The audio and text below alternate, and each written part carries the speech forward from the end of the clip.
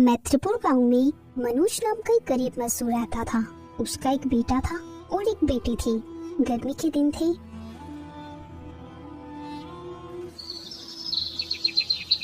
सुनिए जी, गर्मी बढ़ती जा रही है और अपने घर में बिजली का कनेक्शन भी नहीं है। ऐसे में बच्चे बिना पंखे के कैसे रहेंगे? तुम सही कह रही हो, पर मैं भी क्या करूं? सुबह को घर से निकलता हूं, दिन भर काम की तलाश में घूमता हूं, पर कोई काम मिलता ही नहीं। ऐसा कब तक चलेगा जी? घर का राशन भी खत्म होने को आया है। पता नहीं भगवान को हम पर दया कब आएगी। ये गर्मी भी हम गरीबों को ही ज्यादा सताती है। अब क्या ही करें? चलो तुम मेरे लिए कुछ बना दो, फिर मैं निकलता हूँ किसी काम की तलाश में। सुधा मिट्टी के चूल्हे पर गर्मी में कढ़ाई चूल्हे पर चढ़ा देती है। तभी उसका बेटा शिवा और उसकी बेटी वहाँ आ जाते हैं। माँ, कितनी गर्मी है, पिताजी से बोलकर अपने घर में बिजली का कनेक्शन लेने को बोलो ना, और एक बड़ा वाला पंखा लगवा दो ना। मुझसे ये गर्मी और बर्दाश्त नहीं हो रही है। हाँ माँ, बोलो ना पिताजी को। हमारे सारे दोस्तों के घर में वो महंगा फ्रिज जैसा एसी चलता है और हम लोगों के घर में तो बिजली का कनेक्शन भी नहीं है। हमें भी इस गर्मी से बचना है। ये सब सुनकर सुधा की आंखों में आंसू आ जाते हैं और ये सब मनोज भी सुन रहा था। अपने बच्चों की बातें सुनकर मनोज भी दुखी हो जाता है। हे भगवान, मैं कैसा बदनसीब बाप हूँ जो अपने बच्चों को सुकून की जिंदगी नहीं दे सकता। इस गर्मी से उन्हें नहीं बचा सकता। मनोज खुद से ये सब बोल ही रहा था कि तभी चूल्हे की वजह से झोपड़ी की छत में आग लग जाती है। तो मनोज जल्दी से अपने दोनों बच्चों और अपनी पत्नी को घर के बाहर ले आता है और थोड़ी ही देर में मनोज का आखिरी सहारा, उसका घर भी जलकर खंडर हो गया। ये क्या हो गया जी? गर्मी का सारा कहर हम पर ही बरसेगा क्या?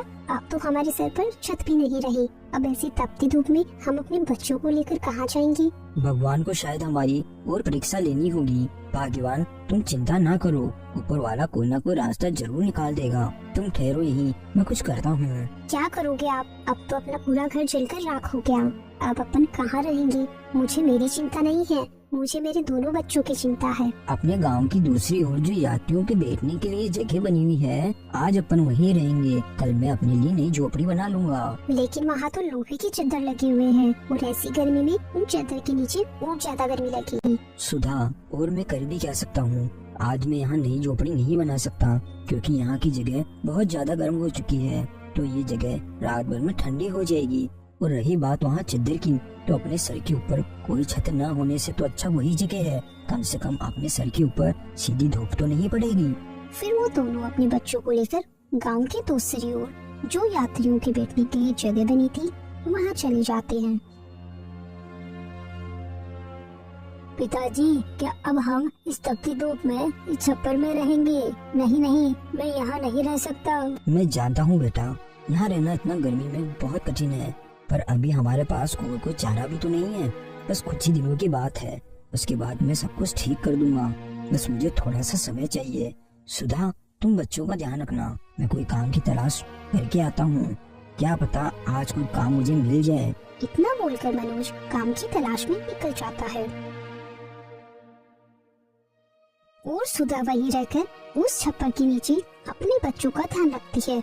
हे ऊपर वाले, तेज धूप, लो, ऊपर से खाने को कुछ भी नहीं है। मेरे छोटे छोटे बच्चे कैसे बर्दाश्त करेंगे जब ये मुझसे ही नहीं झेला जा रहा। इधर सुधा की आंखों में आंसू बह रहे थे तो वही मनोज मजदूरी की तलाश में दर बदर भटक रहा था। मुश्किल से उसे एक छोटा सा काम मिला जिससे उसने खाना खरीद लिया और अपने परिवार के पास चला गया। कोई काम मिला क्या जी? बच्चे दिन भर धूप की गर्म लू में तपते रहे और सुबह से बच्चे भूखे हैं। दिन भर धक्के खाने के बाद एक आदमी ने मुझ पर तरस खाकर मुझसे कुछ बोरियां उठवाई और बदले में मुझे 50 रुपए दिए, जिससे मैं ये खाने का सामान ले आया। कल फिर जाऊंगा और जल्द से जल्द कोई ना कोई काम ढूंढ ही लूंगा। फिर अगले दिन सुबह होने पर मनोज जंगल से घास और कुछ लकड़ियां जमा करके ले आता है और शाम होने तक मनोज अपने लिए एक झोपड़ी तैयार कर लेता है और अपने परिवार को उस झोपड़ी में ले आता है। सुनो सुधा, शाम हो गई है, तुम अपने बच्चों का ध्यान रखना। मैं भी अपन सबके लिए कुछ खाने का इंतजाम करता हूँ, क्योंकि आज अपन सबने सुबह से कुछ नहीं खाया। मैं नहीं चाहता कि मेरा परिवार भूखा सोए। ठीक है, लेकिन आप थोड़ा जल्दी आ जाना, क्योंकि कुछ ही देर में अंधेरा भी हो जाएगा। हाँ भाग्यवान, तुम चिंता मत करो, मैं जल्दी ही वापस लौट आऊंगा। ऐसा कहकर मनोज काम की तलाश में निकल जाता है। तभी रास्ते में उसका एक पुराना दोस्त राजू उसे मिल जाता है। अरे मनोज भाई, तुम क्या हुआ? इतने समय के बाद नजर आए, फिर भी इतने दुखी लग रहे हो। सब ठीक है ना? क्या बताऊं राजू भाई, पहले घर में बिजली का कनेक्शन नहीं था, तो बच्चे बिना पंखे के गर्मी की वजह से बहुत परेशान हो रहे थे। और फिर घर की छत चारे की बनने होने की वजह से उसमें आग लग गई, तो पूरा घर जल गया। पूरा एक दिन बच्चों को लेकर ऐसी तपती लू में गांव के बाहर वाले यात्रियों के बैठने वाले स्थान पर पूरे एक रात और पूरा एक दिन वहीं बिताई है। फिर आज सुबह नई झोपड़ी बनाने में लगा हुआ था, इसलिए सुबह से मेरा परिवार भूखा है। अब कोई काम ढूंढने के लिए निकला हूँ, ताकि मेरा परिवार आज रात को भूखा ना सोए। मुझे काम चाहिए, लोगों के हाथ पैर जोड़कर भी थक गया हूँ, पर कोई काम देने को ही राजी नहीं है। इतनी गर्मी में कोई काम करवाना ही नहीं चाहता। अगर तुम्हारे घर की हालत इतनी खराब है तो तुम्हें एक ही जगह काम मिल सकता है, पर तुम वो कर पाओगे कि नहीं? मुझे कोई भी काम चलेगा, तुम बस बताओ, मैं कुछ भी करूँगा अपने बच्चों के लिए। फिर राजू मनोज को एक सीट के पास लेकर जाता है। सेठ जी, ये मेरा दोस्त है, इसे काम की बहुत जरूरत है, हो सके तो कोई काम देकर इसकी मदद कर दीजिए। मेरे पास अभी केवल काम मेरे खेतों का है। मेरे खेत में हल चलाने का काम है। क्या तुम इतनी धूप में खेत जोत पाओगे? और हाँ, अभी मेरे पास कोई बैल नहीं है, क्योंकि मेरे बैल धूप की वजह से बीमार हो गए हैं, तो वो अभी खेत में काम नहीं कर सकते। तुम्हारे पास अगर बैल है तो तुम कल से ही अपने बैलों को लेकर खेत में आ जाना। लेकिन सेठ जी, मेरे पास तो बैल नहीं है, पर आप चिंता मत कीजिए, मैं आपके खेतों को जोत दूंगा। तुम इतनी गर्मी में ये काम कैसे करोगे? तुम्हें पता है ना दिन भर कितनी लू चलती है, और इतनी गर्मी में तुम हल कैसे चलाओगे? सेठ जी, मैं अपने परिवार के लिए कुछ भी कर सकता हूँ, आप उसकी चिंता मत कीजिए। मैं आपके खेतों में हल चला दूंगा, लेकिन मुझे कितने पैसे मिलेंगे? देखो, मेरा खेत बहुत बड़ा है, तुम जितना काम करोगे मैं तुम्हें उतने ही पैसे दूंगा। इतनी धूप में तुम केवल 4 या 5 घंटे ही काम कर सकते हो, तो मैं तुम्हें 4-5 घंटे के केवल 300 रुपए दूंगा। लेकिन सेठ जी, इतनी तपती गर्मी में आपको पता है ना कितनी लू चलती है, और आप मुझे बस इस काम के बदले केवल 300 रुपए ही दे रहे हो। देखो, अगर तुम्हें काम करना है तो करो, वरना मैं ये काम किसी और से भी करवा लूंगा। नहीं नहीं सेठ जी, आप जैसा बोलोगे मैं वैसा ही करूँगा। मैं पूरी मेहनत से काम करूँगा, क्योंकि मुझे अपने बच्चों को एक ऐसी जिंदगी देनी है जिसमें वो गर्मी से बचकर रह पाए, चाहे उसके बदले में मुझे कितनी ही लू में काम क्यों ना करना पड़े। मैं जरूर काम करूँगा सेठ जी। ठीक है, तो फिर कल से तुम काम पर आ जाना। फिर मनोज और राजू दोनों सेठ के घर के बाहर आ जाते हैं। तुम्हारा बहुत बहुत धन्यवाद राजू, जो तुमने मुझे काम दिला दिया, वरना मुझे कोई काम ही नहीं मिल रहा था। बस तुम मेरी एक छोटी सी मदद और कर दोगे क्या? हाँ हाँ मनोज, बोलो, तुम्हें और किस बात की परेशानी है?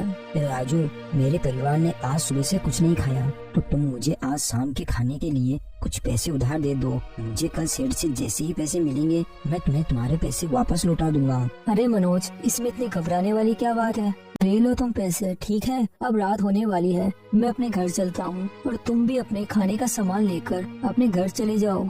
फिर राजू अपने घर चला जाता है और मनोज भी कुछ खाने का सामान लेकर अपने घर लौट जाता है। फिर अगले दिन सुबह होने पर मनोज सेठ के खेतों की ओर चला जाता है। मनोज सेठ के खेत में पहुंचकर अपना काम चालू कर देता है। तपती गर्मी में और गरम गरम चलती धूप में बड़ी ही मेहनत से खेत को जोतने का काम करता है। मनोज सारी मेहनत केवल अपने परिवार के लिए कर रहा था। मनोज की गर्मी की वजह से बहुत हालत खराब हो चुकी थी, लेकिन फिर भी वो अपना काम बंद नहीं करता। फिर शाम होने पर सेठ वहाँ आता है। वाह मनोज, तुमने बहुत अच्छा काम किया है। ये लो तुम्हारे पूरे 300 रुपए, और कल समय से आ जाना। फिर मनोज बाजार से घर का राशन लेकर अपने घर चला जाता है। ये क्या जी, आपके हाथ तो झुलसे हुए हैं। क्या करूं सुधा, अभी मुझे यही काम मिला है। इस तपती गर्मी में खेत को जोतने का पैसे भी सही दे रहे हैं सेठ जी। बहुत जल्द सब सही हो जाएगा, तुम देखना सुधा। ये सुनकर सुधा की आंखों में आंसू आ जाते हैं। आप हमारे लिए खुद को ऐसी तपती गर्मी में खुद को इतनी लू में झोंक रहे हो जी, आप कैसे सहोगे जी? वैसे ही जैसे हमारे बच्चे और तुम इस गर्मी में लोहे के चद्दर के नीचे रहे थे। और तुम चिंता मत करो, मैं इतनी मेहनत करूँगा जिससे मेरे बच्चों की सारी जरूरत का सामान और उनके लिए एक पक्का घर बनवा दूंगा। ये सुनकर सुधा भी खामोश हो जाती है। कुछ दिन ऐसे ही निकल जाते हैं। अब मनोज के परिवार के हालात सही होने लगे थे।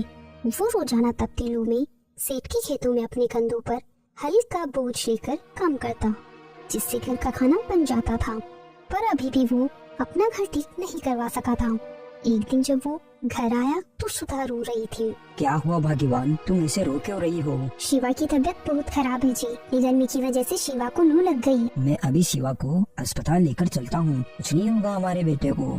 फिर मनोज और उसकी पत्नी जल्दी से शिवा को नजदीकी अस्पताल ले जाते हैं।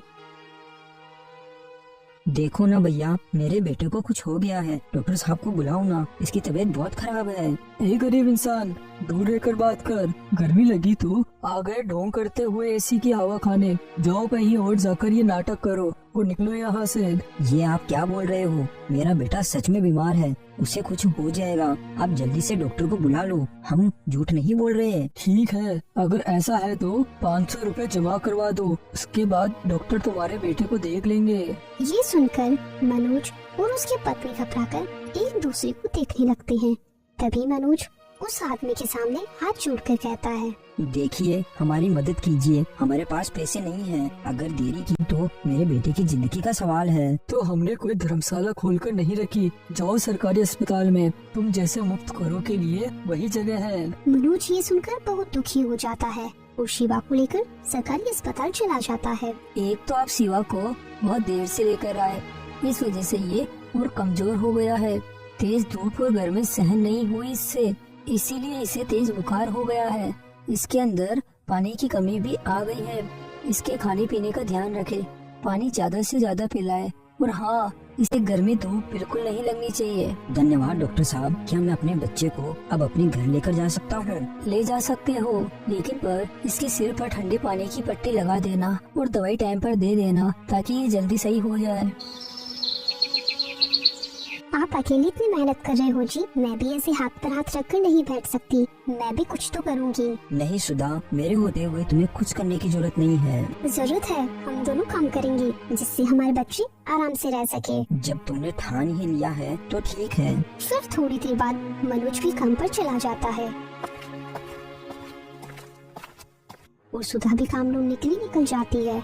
दिन भर घूमने के बाद सुधा को एक घर में झाड़ू पोछे का काम मिल जाता है। मालकिन, आप मुझे कितने रुपए दोगी आपके घर में झाड़ू पोछे करने के? मैं तुम्हें पूरे महीने के 5000 रुपए दूंगी। औरत की ये बात सुनकर सुधा बहुत खुश हो जाती है। ठीक है मालकिन, तो मैं कल से ही काम पर आ जाऊंगी। आपका बहुत बहुत धन्यवाद मालकिन। फिर सुधा अपने घर लौट आती है और फिर ऐसे ही कई दिन बीत जाते हैं। तो देख रही है ज्योति, जब से मेरी तबीयत खराब हुई थी तब से माँ और पिताजी अपने लिए कितनी मेहनत करते हैं। हाँ शिवा, माँ एक नौकरानी की तरह दूसरों के घर में झाड़ू पोछे और बर्तन साफ करने का काम कर रही है, और बेचारे पिताजी तो दिन भर धूप में हल को अपने कंधे पर लिए पूरे खेत में चलते हैं। कितनी लू चलती है, फिर भी पिताजी हमारे लिए वो काम कर रहे हैं ताकि वो हमें इस गर्मी से बचा सके। दोनों बच्चे अपने माँ पिता की ये हालत देखकर दुखी थे, पर माता पिता खुश थे कि वो अपने बच्चों के लिए कुछ करने वाले हैं। उधर मनोज को ऐसे मेहनत से काम करते देख सेठ मनोज से बहुत खुश हो जाता है। तुम सच में बहुत मेहनती हो, इतनी गर्मी में इतना काम करना हर किसी के बस की बात नहीं है। इतनी लू में तुम अपने कंधों पर हल लेकर पूरे दिन भर खेत में चलते रहते हो। अरे सेठ जी, हर गरीब आदमी अपने बच्चों के लिए ऐसा ही करता है। हम जैसे और भी बहुत से गरीब लोग हैं जो इस गर्मी से मर रहे हैं। बस किसी तरह मेरा एक पक्का घर तैयार हो जाए, जिससे मेरे बच्चे गर्मी से बच सके, क्योंकि झोपड़ी में तो कभी भी आग लग जाती है। मनोज, तुम्हें एक पक्का घर चाहिए ना? तुम कल से ही अपने घर का काम शुरू कर दो। जो भी खर्चा आएगा वो सारा खर्चा मैं तुम्हें दूंगा। तुम मुझे वो पैसे काम करके बाद में लौटा देना। सेठ जी की ये बात सुनकर मनोज बहुत खुश हो जाता है। आपका बहुत बहुत धन्यवाद सेठ जी, ऊपर वाला आपका भला करे जो आपने मुझ जैसे गरीब पर इतनी दया दिखाई। आपका बहुत बहुत धन्यवाद सेठ जी। फिर कुछ दिनों में मनोज का भी एक पक्का घर तैयार हो जाता है। अब बताओ मेरे बच्चों, तुम्हें और किसी बात की परेशानी है क्या? वो तो ठीक है पिताजी, अब हम आपसे कभी भी शिकायत नहीं करेंगे। पर ये सब होते होते गर्मी भी ही चली गई और बरसात शुरू हो गई पिताजी। अरे ये तो तुम बिल्कुल सही कह रहा है बेटा, पर कोई बात नहीं, अब ये पक्का घर हमें बरसात के पानी से भी बचाएगा और अगला साल जब आएगा जब किसी को गर्मी से कोई दिक्कत नहीं होगी। ये सुनकर सभी मुस्कुरा दिए। भले ही इनकी मेहनत के बाद इन्हें सुकून का जीवन मिला, पर सब पर किस्मत मेहरबान नहीं होती। बहुत से गरीब आज भी सर पे के लिए तरसते हैं, क्योंकि गर्मी गरीबों के लिए किसी कहर से कम नहीं होती। तो दोस्तों, हमें इस कहानी से यही सीख मिलती है कि हमें गर्मी में जरूरतमंद लोगों की मदद करनी चाहिए। Thanks for watching.